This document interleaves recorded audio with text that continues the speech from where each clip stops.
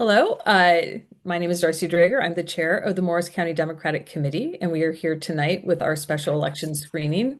Our guest right now is former Congressman Tom Malinowski. Thank you for joining us.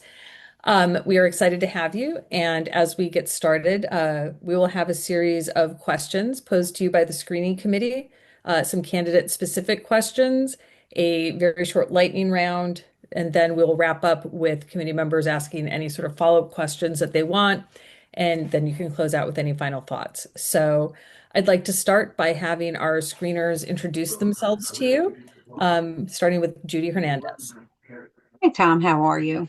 Hi, Judy. So I'm Judy Hernandez from Parsippany. I am on the council in Parsippany, and I am vice chair of the Parsippany Democratic Committee. Great to Donna. see you, I'm Donna Gariglia. Hi, Tom. How are you? Donna. And on part of the Morris Township Democratic Committee, and I'm the mayor of Morris Township and a district rep. Okay. Sandra. Hi, Tom. I'm Sandra Whitner. I'm a council member in the town of Dover. Hi, Sandra. John. Hi, Tom, and welcome. And I'm John Aden, Florham Park, and I'm the chair of the Florham Park Democratic Committee. Hey, John. And then finally, Shari. Good evening, Tom. I'm Sherry Seffer. I am the chair of the Montville Township Democratic Committee. Excellent. Hey, good to see you, Shari. And then, of course, we have our executive director, Adam Cohen, who is running all of the technology for us tonight. So thank you, Adam, for your help. We will have a few other committee members joining us probably mid-interview with conflicting schedules. But again, for anyone who's watching this, if someone is not able to attend the screening, they watch the recording so they can add their thoughtful counsel to the assessment. So, Tom, we're going to just jump in and say, can you tell us about yourself? What inspired you to run for Congress in CD11? And what is the core message that you would like to bring to voters? Well, thank you, Darcy. Thank you, everybody. And first, I just want to say, as somebody who's been through a number of these endorsement processes over the years, someone who's run one as a county Democratic chairman, I just want to express my appreciation for how you do it in Morris County. I've watched it for many years, so I'm not surprised, but it still stands in stark contrast to some others, and it reflects very much my values in terms of how the Democratic Party should function. So thank you for that. I'll cut to the chase because I want to really get to your questions.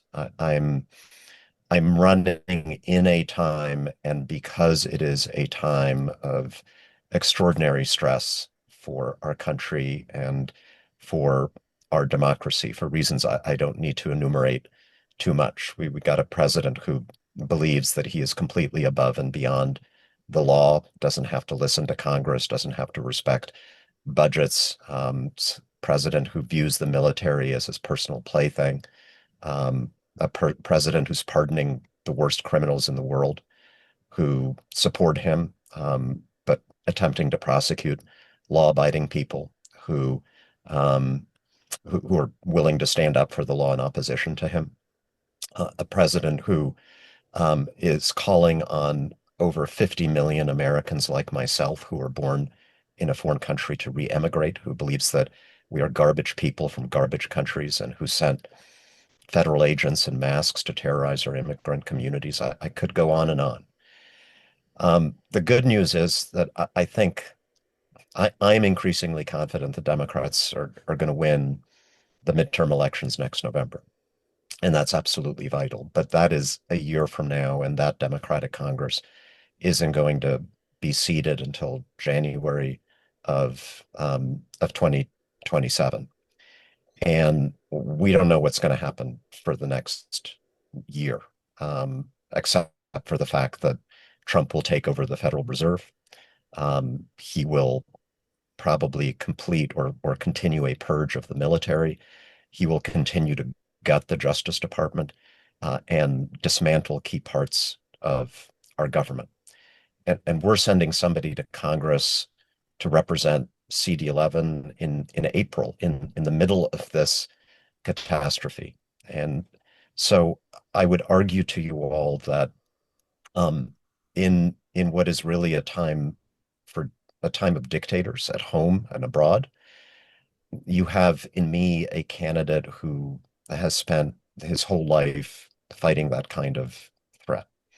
It's not just that I'm the only candidate in this field of many, many good Democrats who has represented Morris County in Congress before. It's not just that I've got a record of delivering on local issues like the Gateway Tunnel and the Portal Bridge.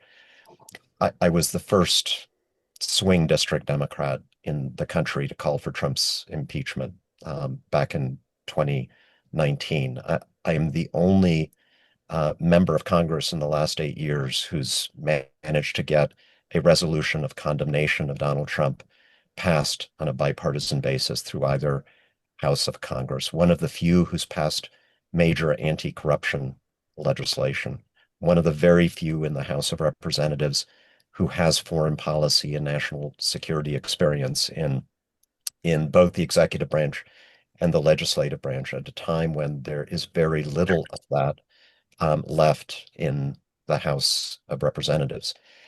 And so I think I can say with some justification that I'm the only candidate who really would be ready to take up this fight in April if you send me back to Congress. I would be the only one who would not enter Congress as a freshman. I would have formal seniority based on my past time. And if you know how Congress works, that is incredibly, incredibly important if you want to have influence on behalf of your constituents and the causes that we all believe in. So that's why I'm running, to restore some checks and balances, to fight for you guys, to try to make sure that Congress plays its constitutional role as a co-equal branch. And I believe what makes me unique in this crowded field is the experience and seniority to be able to do that effectively from day one. Would love to talk to you about those issues. So look forward to your questions tonight and hopefully many, many more times during the course of this campaign and beyond. Thanks. Thank you. Thank you so much, Tom. And just flagging that Mayor Doherty has joined us. So thank you, Tim. Hey, Tim. Hey, Tom. So the first next question actually will be asked by Judy Hernandez. Hi. So policy priorities and solutions. What are the top two, three issues you plan to tackle if elected? And what specific solutions would you propose? Please move beyond describing just problems and articulate actionable plans. Sure. I mean, I'll start with immediate things and then go to maybe a couple of more structural long-term issues. I mean, I think that the immediate thing, if I'm elected in April, and this would not be impossible in April, although it would still be a challenge, is that we got to get rid of these tariffs. Affordability is a critical issue for absolutely everybody. And I can give you my 10-point plan, but we don't have time. The number one thing it would be to reverse an extraordinarily stupid thing that the president did that's making literally everything in America more expensive. And the Senate, under this Republican Senate, has already passed resolutions terminating tariff emergencies by the president. The only thing that's left to be done is for the House to do it. Given resignation, special election schedule, if I'm elected in April, all it will take is two Republicans moving in our direction in the House to be able to pass those resolutions and to actually have that impact. So that's number Good. one. Yeah.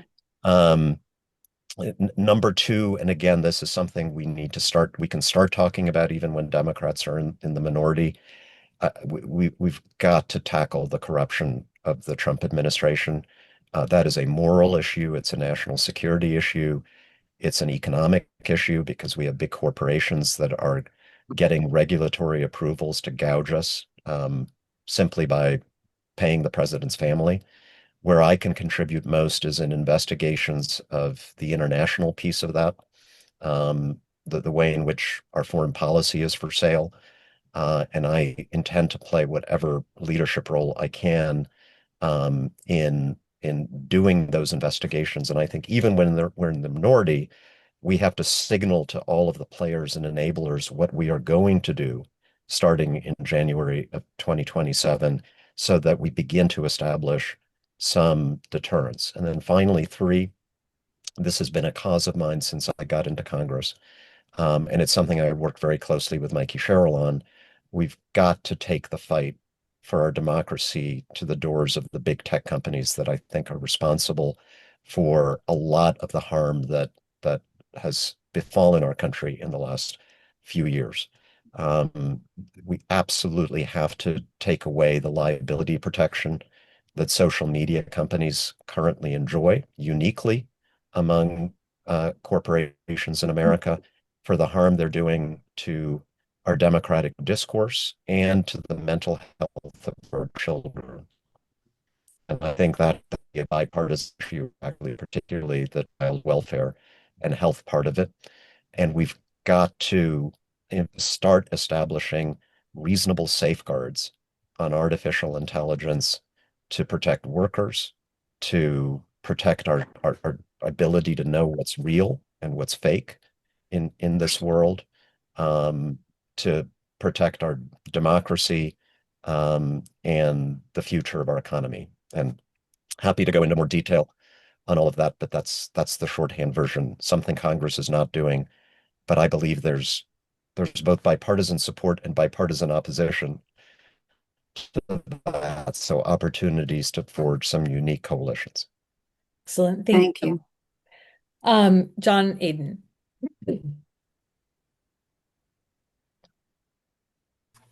Okay. So, Tom, this is on experience and qualifications. Mm-hmm. And some of this you may have already touched on, so we can touch on it again. How does your background and professional experience prepare you to represent CD11 effectively in Congress? Hmm. um, well, you know what? I'm going to start with maybe not the obvious thing, and and say that in some ways the most important aspect of my experience right now is that I'm an immigrant to this country from a communist dictatorship, and that I've seen from earliest childhood what happens when a country loses what Americans have taken for granted for most of our lifetimes, which is rule of law and all of the aspects of our democracy that are written into our Constitution and the ones that are not written into our Constitution that are just norms. I spent much of my adult career before running for office fighting for those values around the world and working with people who were involved in civic resistance movements to dictatorship, understanding and learning from them what it takes to be successful. And I hate the fact that those lessons are relevant to America right now, but they are. So that would be part one of the answer. Part two is more obvious. Like, I'm the only person before you who has been in Congress, represented Morris County, who understands how to be effective in that institution because I was, who understands to how to run a constituent service operation for the folks who I represent, how to be present in communities. You all know my record of holding town halls, over 140 in the 4 years that I represented the county and my original district, more than any other member of our congressional delegation. And with all of that, and my foreign policy experience in the executive branch, you can judge what I say tonight and on the campaign trail, not just by the rhetoric I'm using, but by my record. Thanks, John. Thank you. Sandra. All right, I'm going to ask you about electability and campaign strategy. What is your strategy to win this seat in the special election, including outreach to key voter groups in the district? As you guys know, I've always run grassroots campaigns. And so it begins with just getting in front of as many people and as many groups as possible. One reason I'm busy and going from event to event is that we're just doing tons of meet and greet events all over the district. This weekend, as you may know, I'm doing two larger town halls, one with Congressman Jamie Raskin in Montclair, and then one with Senator Kim in Parsippany. Would love to see you guys there. Hope you can come. Um, and that's about introducing myself to new people, but also listening and getting a sense of people's priorities from the questions that they ask me. I've always said that my constituents' questions become my priorities when I'm in Congress. So that's where it begins. I'm obviously I know how to run a congressional campaign because I ran three of them under the most difficult circumstances in a swing district in which probably $25 million were spent against me by the Republicans and their national PACs. I defeated a 10-year Republican incumbent in 2018, survived the very difficult 2020 election, and although I lost in 2022, I actually did better in virtually every precinct that carried over from my old district to its newer configuration between 2020 and 2022. So I think another advantage I got here is that in April, which I don't think we should take entirely for granted, I've been completely battle tested. There's really nothing that the Republicans can throw at me that hasn't been thrown at me and backed by way more money than they're ever going to spend in an April special election. So there will be no surprises, and you know that I know how to win. Thanks. Thank you. Shari. Hi, Tom. My question is with regard to electability and your campaign strategy. Nope. Um, Or is it? No, it's leadership and collaboration. oh, I'm sorry. Forgive me. Um, Congress requires negotiation and coalition building. Um, Legislation requires that. Can you give an example from your career where you successfully worked across differences to achieve that goal? To this day, I will say my most rewarding experience getting legislation through the Congress was before I was a member of Congress, partnering with um, somebody who is still a hero of mine, and that was a Republican, John McCain, working with him in 2005, 2006 to get anti-torture legislation through the U.S. Congress, through a Republican Senate and a Republican House to rein in a Republican president. I learned a lot of lessons from that fight about how to build those kinds of coalitions and how to be effective.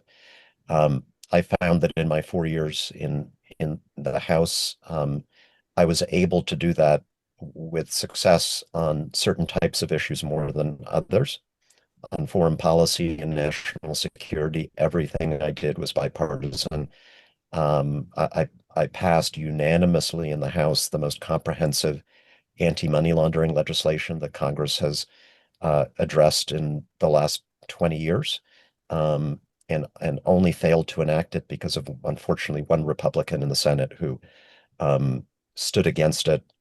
But I mean, I had Mike Pompeo tweeting on behalf of the bill. I had Fox News hosts. This was a little weird, tweeting on behalf of it.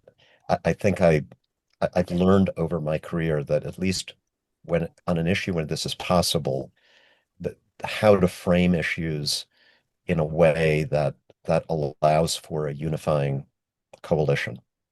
I was also a member of the Bipartisan Problem Solvers Caucus when I was in my second term in the House of Representatives, and found that extremely useful, particularly in the moment when we were trying to save the infrastructure bill that ultimately funded Gateway and a lot of good stuff for New Jersey when through that group to rescue law. So that's my record. I got to be honest, it's harder in the current climate.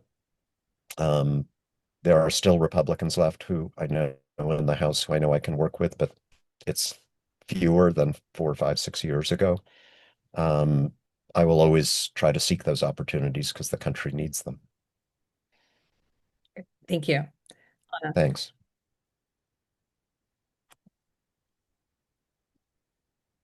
No, Donna, you're up. She's on mute. No, I can't unmute you.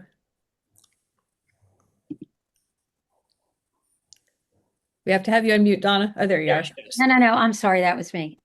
Sorry about that, Tom. On party building, describe your efforts to help elect Democrats at the local, state, and federal level. Huh. Um, well, just recently, you may know that I was a Darcy. I was a county Democratic chair in a red county, and when I took over, we had about $3,000 in the bank, and virtually, we were pretty helpless in terms of being effective. I, I did it, by the way, because I had become a little outspoken, as you guys may know, about how the Democratic Party functions and misfunctions in New Jersey. Um, I'd come out against the line. I was an early endorser of Andy Kim for Senate, and often made the observation that the purpose of our organized Democratic Party in New Jersey um, has been not so much to help Democrats win the hard races, but more to decide which Democrats are allowed to win the easy races. And so I decided to kind of put my money where my mouth was and to see what I could do to help the party do better in some of the hard races in a really hard part of the state for us. We raised by that county standard a lot of resources, enough to actually be able to support municipal campaigns that we'd never been able to support before. And I'm delighted to be able to say that we flipped 6 local races in red areas of the county that were really hard races. As Darcy well knows, one of my other projects after I left Congress, she knows because she was my partner in this project, was to start a PAC, a political action committee, to support school board candidates opposed to the Moms for Liberty book banning brigade. That's not technically support for Democratic Party candidates because we welcomed Republicans as well, so long as they shared those values. But um, that was kind of a labor of love, and I think successful.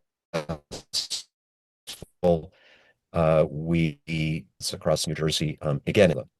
So I was pretty proud of that. As a member of Congress, if any of you guys have tough races against a Republican, I will be there for you. I'll come to events. I'll help with your fundraisers.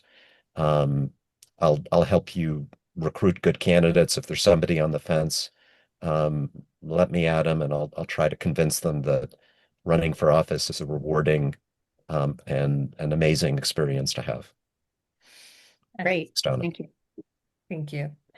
All right, that ends the sort of general questions that we ask each candidate, and now we have a few candidate-specific questions.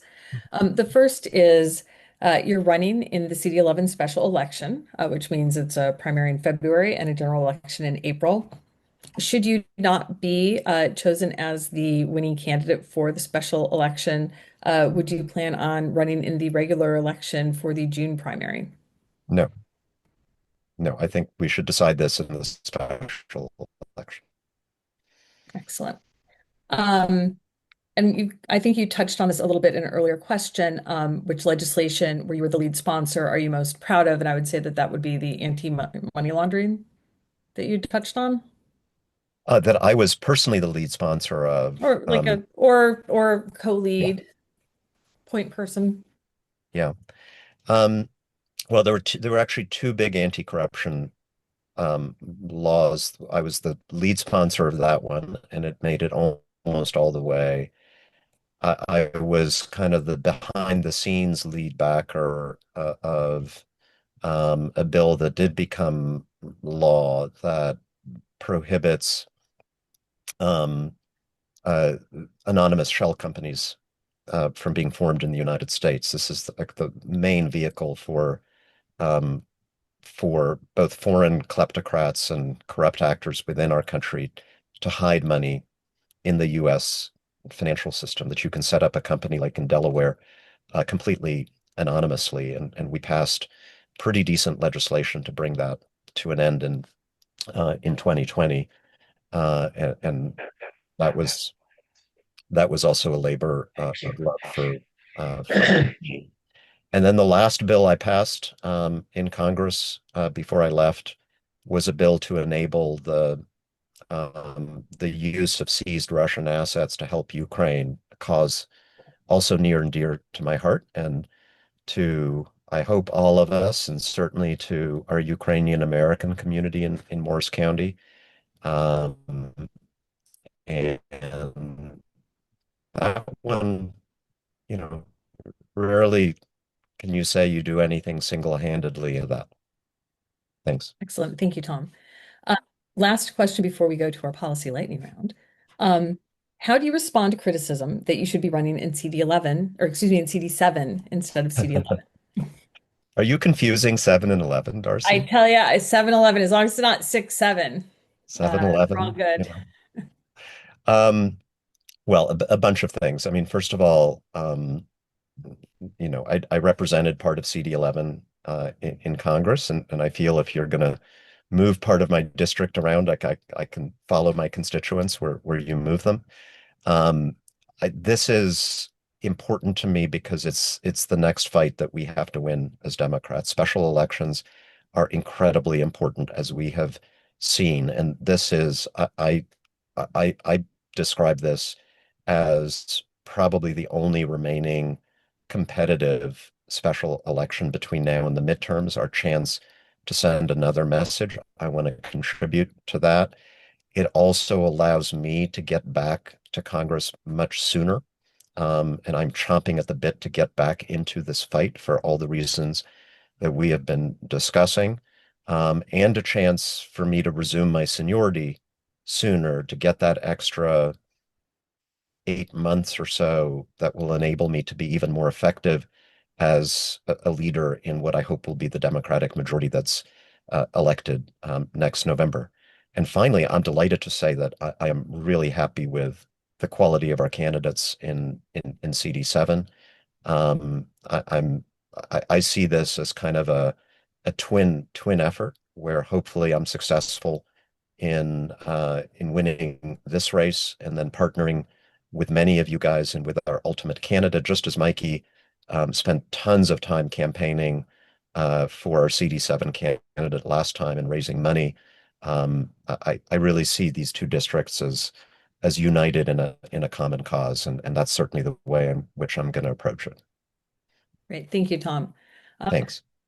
All right, on to the lightning round. Sherry, are you going to do our lightning round for us, please? I got this.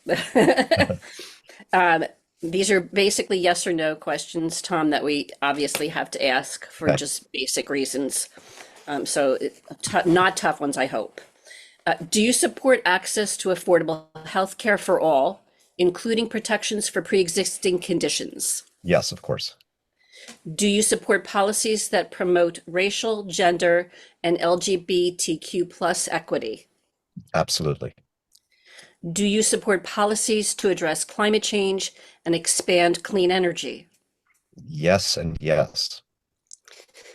Do you support reproductive rights, including a woman's right to choose? 100%. Do you support protecting and expanding voting rights? Yes. And do you support comprehensive immigration reform, including a path to citizenship for undocumented immigrants? I do. All right. Thank you, Sherry. Thank Thank you. you, Tom.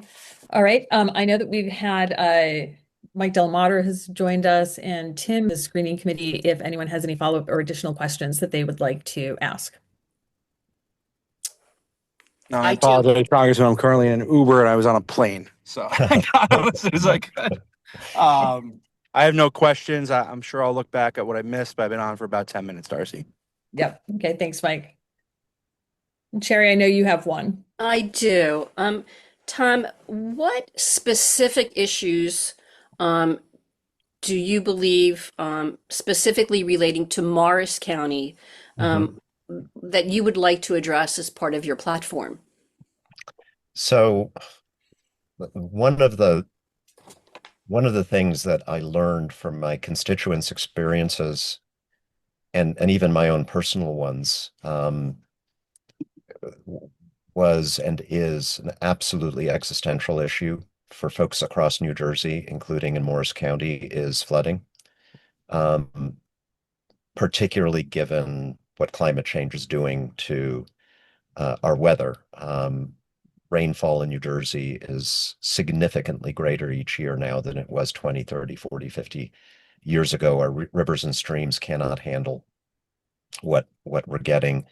And so one of the things that I really want to dig into is the problems around the Passaic River, um, where obviously we've seen very significant flooding events over the last several years, and have to expect we'll continue to see increasing flooding events. To me, this is like an existential personal security issue for a lot of people. When it happens to your house, when it happens to your neighborhood, not just the incredible expense, but the feeling that every time there's a heavy rainstorm, you have to start worrying about what's going to happen. Um, it's a very complicated and difficult issue, and a lot of it has to be dealt locally in terms of where we allowed folks to build and what types of things that we build in flood zones. But there is a critical role for the federal government to play, including the Army Corps of Engineers, as you all know, in supporting what we decide locally to do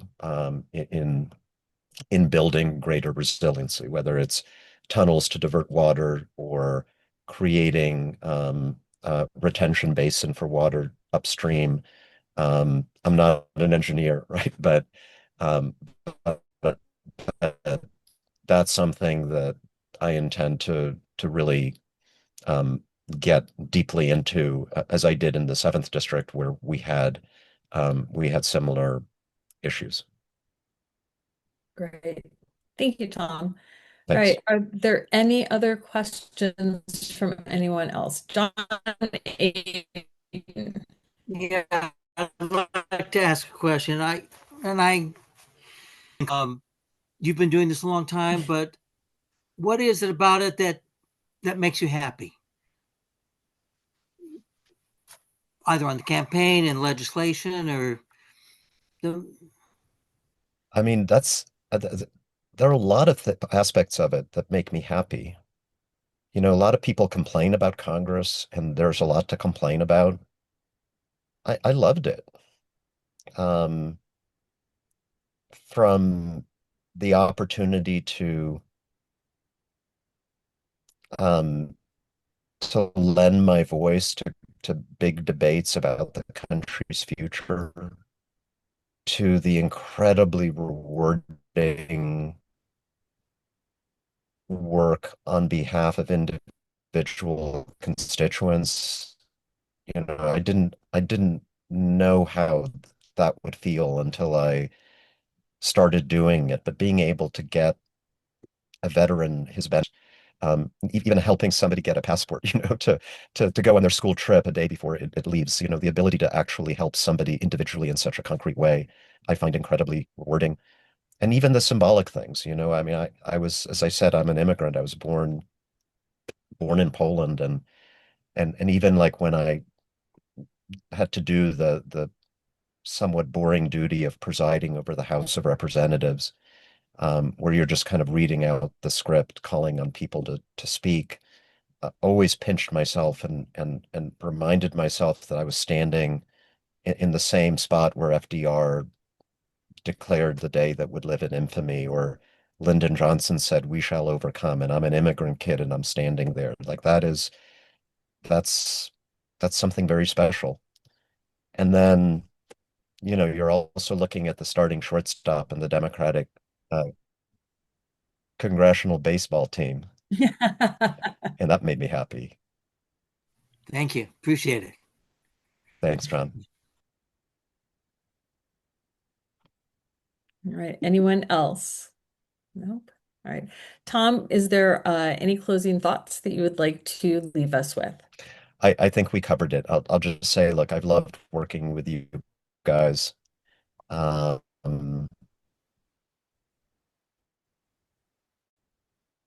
and it, it would be my honor and privilege and a fun pleasure